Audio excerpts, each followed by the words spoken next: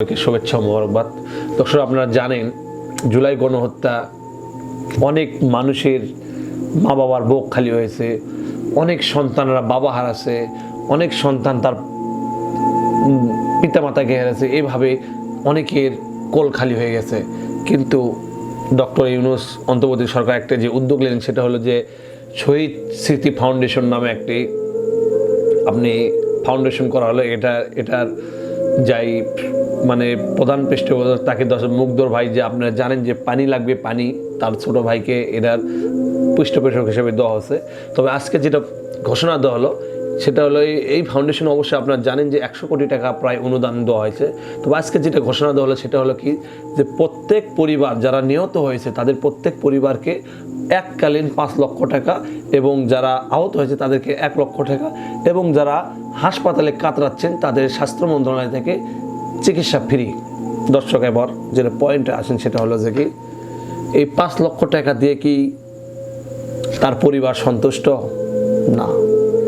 তবে এটা সাময়িক তাদের পরিবারের ক্ষতিপূরণ হিসেবে দেওয়া হলো।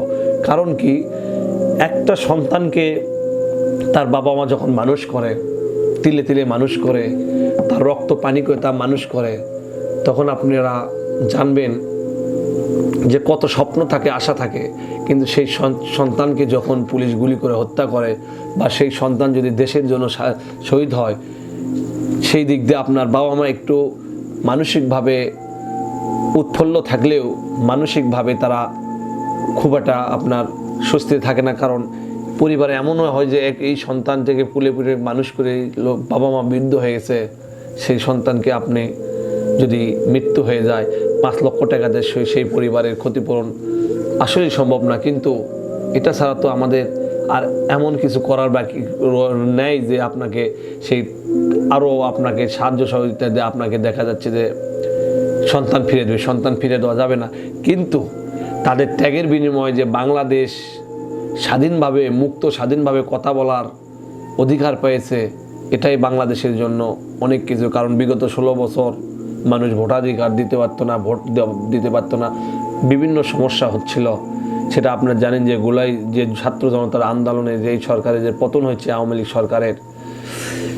তাই এই অন্তর্বর্তী সরকার দেশের জন্য সব কিছু করতেছেন, দেশের জন্য অনেক চেষ্টা করে যাচ্ছেন দেশকে এগিয়ে নিয়ে যাওয়ার জন্য।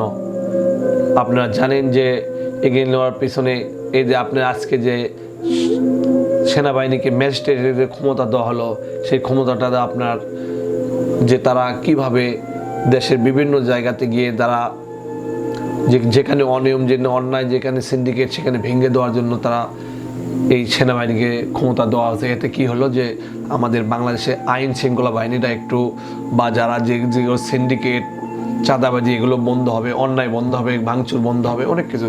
আমরা এক কথা মোটা দাগে আমরা কোনো হত্যাকাণ্ড চাই না, ভাঙচুর চাই না, শান্তির সঙ্গে বাংলাদেশ চাই, যে যাতে আমাদের এই বাংলাদেশটা সবাই মুক্ত আঙ্গনে থাকে এবং দুর্নীতি মুক্ত বাংলাদেশ হয়, যেন বিদেশে টাকা পাচার না হয়। তাহলেই আমাদের বাঙালি ভাইয়েরা বা আমরা সবাই শান্তি।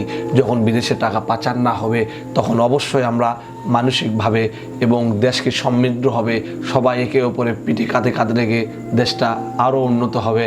তো প্রিয় ভাইরা, যাই হোক, আপনারা জানলেন যে জুলাই গণহত্যায় যারা হত্যা হয়েছে তাদেরকে যে নগদ এককালীন 5 লক্ষ টাকা দেওয়া হয়েছে, এটাকে অবশ্যই সাধুবাদ জানাই। এই আপনার সন্তানকে হয়তো ফেরত দেওয়া যাবে না, কিন্তু এই টাকাতে যে কিছুটা হলে আপনার পরিবারের একটু সচ্ছলতা আসবে। তো যাই হোক, ধন্যবাদ আমরা জানাই এই অন্তর্বর্তী সরকারকে, যে আমাদের এই শহীদদের কথা মনে রাখছে, আহতদের কথা মনে রাখছে, যারা হাসপাতালে কাতরাচ্ছে তাদের কথা মনে রাখছে। এই জন্য অসংখ্য ধন্যবাদ ডক্টর ইউনূস স্যারকে।